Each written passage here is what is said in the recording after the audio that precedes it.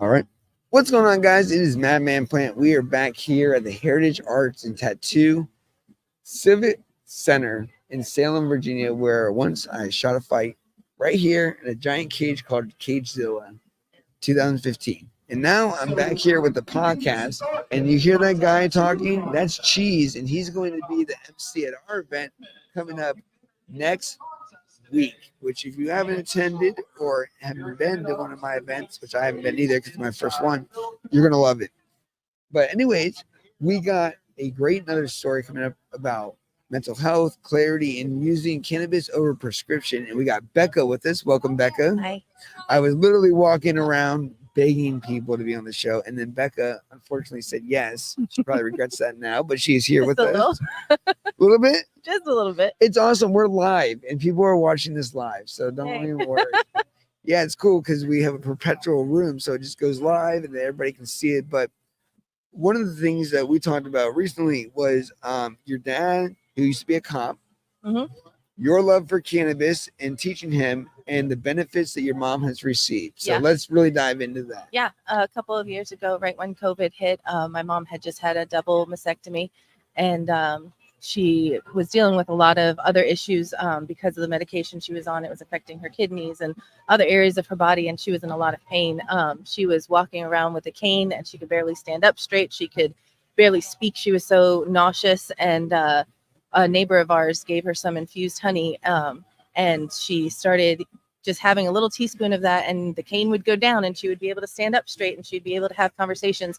And my dad, who's a retired New York City police lieutenant, I always grew up knowing that, he was not a fan of cannabis in any way, shape, or form, and but to see him also recognize that it was helping her and that she was taking less pain medication because she was able to have this honey and she wasn't having to smoke it, like it was just I remember getting him a pound of canna butter and just sitting there and teaching him how to bake with it and how to cook with it for her and stuff. And it was just exciting for me that he was so open-minded to trying it and seeing firsthand how it did help her and stuff like that. It was exciting to see. Now, with that being said, what was your previous history with cannabis before this? Had you been a smoker or Yes. somebody that's around it? Yeah, I had started smoking, and for my own health benefits, like medicinally, I was taking like 5 less prescription medications because I was supplementing with weed. It was helping my appetite. It was helping my nausea. It was helping me yeah. sleep at night. It was helping my anxiety, all these different things that I didn't need to take because I was taking this. And it just, I felt like it would be a great thing for my mom, but it's scary telling your parents like, hey, I smoke weed. Do you, I think this would be beneficial to you. Especially with them being as conservative and old Yep. school as they are. So it was exciting. I was grateful that I felt like God used our neighbor and her, the granddaughter that was staying there to be so bold and to tell my mom, this is what I think you need. And, my mom was actually really open to trying it. And it was great to see how much it helped her, Now, from your parents' perspective, your dad being a cop, what was it like in the household with cannabis before all this?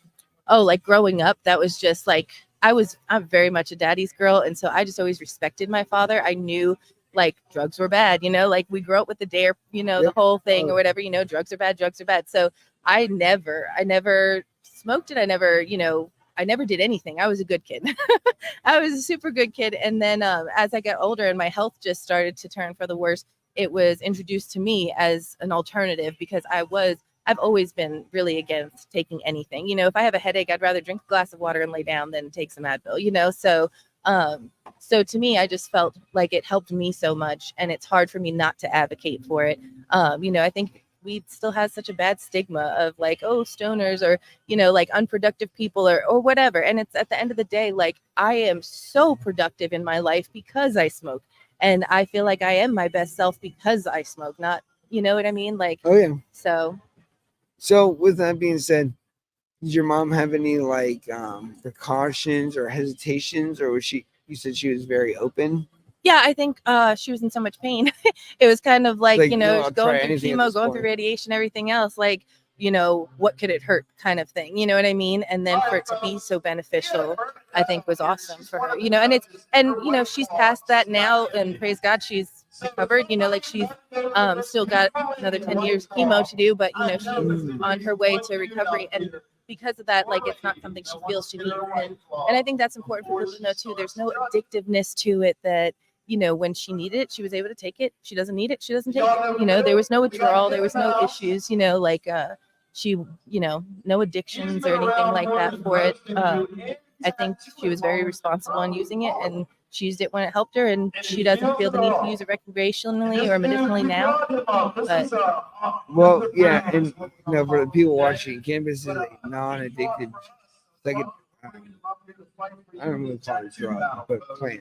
mhm. And so when your dad started watching her with all of like the better movement, talking again, did that change? Did he ever mention about maybe him changing his thought about the plant in general from when he My used to be a dad's so cop? old Or school, and he's so like I think even though he saw the benefits, he still I don't think he would ever do it, And I think that was kind of my mom's thing. Is like you're shoving it down my throat, but you wouldn't do it, like. So I think he still is very reserved about it. I don't, and I think for me, I think it's important that the people in your life know you and love you. And so my parents know me. They know that I do smoke, and they don't judge me for it. They don't give me a hard time for it. You know what I mean? It's just not what they do. And so I appreciate that I'm never made to feel bad about it. And I feel like I'm open with them about my life, and they know they might not agree with everything I do, but they know me and they love me. And that's I like a good way to that look for. at it, and it's not for cannabis isn't for everybody, but it's a hell of a lot better than alcohol. It's way better than opiates. Mhm. So the whole value of it is that there are healing powers, and that's why this podcast exists. Is there's so many people, and that's why the joint is breaking the ribbon, breaking the stigma. Is so many people have so much to say, but when you talk to people who have really healed Mhm. and really gotten better, all the stories are the same. Yeah. So it's like who's right or who's wrong. Yeah. You know what I mean? Like I was talking to a guy who's a federal officer, Interpol cop, and he was saying that literally they were like, you could do all these pills, and in 15 years you'll probably need a new liver, or you could smoke cannabis Right. and not need a new liver. And it affects everybody differently. There's a ton of people that don't smoke weed because of how it makes them feel. Some people do have bad side effects. And so, I respect everybody's views on it and stuff. But for me, like, I advocate for it, and you can't tell me otherwise. Yeah. No, that's awesome. Now, so with your mom, she still has a little bit of chemo left, but other than that, she's back to her normal self, and she's still doing the cannabis honey daily. She isn't currently now. She shouldn't give that up because the cannabinoids in her system will remain active, and those are fighting cancer agents. So she should definitely try to keep it secret. Is she getting it locally? She was, yeah. Well, she should definitely think about doing that. Yeah. I'm always trying to, give her a little elbow, but get a little can of butter, just spraying it in her food. Yeah, put butter on it for you. What? Don't worry. But that's really awesome. So, how does that change your point of view to other people who may have a negative stigma about cannabis and health? I mean, I know a lot of people don't agree with it, but it doesn't change my opinion. I mean, it doesn't change like how I view it, I guess. And how do you view it for the people watching? I just think it's beneficial. I don't know. I feel like I'm saying the same thing, but I feel like it's just beneficial for my health. It's beneficial for my life. I couldn't live without it at this point in my life, and just for what it does for me in every area of my life. Does that make sense? No, it makes 100% sense. And one thing I would like to say is, with whatever you do with like cancer or medicine wise, make sure that it's a healthy decision. You don't want to just do something because you feel forced to do it. Yeah. And one of the benefits is having it when you need it the most. And I'm like you. If I have a headache, unless I need to go to the patient first and get some antibiotics or like some amoxicillin or whatever, or Z-Pack, I'm gonna smoke it out. Yeah. You know what I mean? Because I just think it's just. I'm with you on that. I don't think the medicine is where it's at. Yeah. And I think there's a reason why we'll never see it openly advertised in the pharmaceutical world. It's because little Janet 70 years old, could grow it out in her backyard herself. Yeah. And then there, why would we need pharmaceuticals? And I think there's a lot more we can learn through people like your mom. Mm-hmm. Well, awesome. Thank Well, we're at our 10-minute mark exactly because it's 10 minutes per podcast. You did a great job. See, it Perfect. wasn't that hard, Thanks. was it? Easy. But what I'd like to do too is get you on my longer format show so we can talk more. Because you have a great story, and I'd love to learn more about you, guys. We have more podcasts coming up, and tomorrow we will see you guys real soon here at Madman Plant. Peace.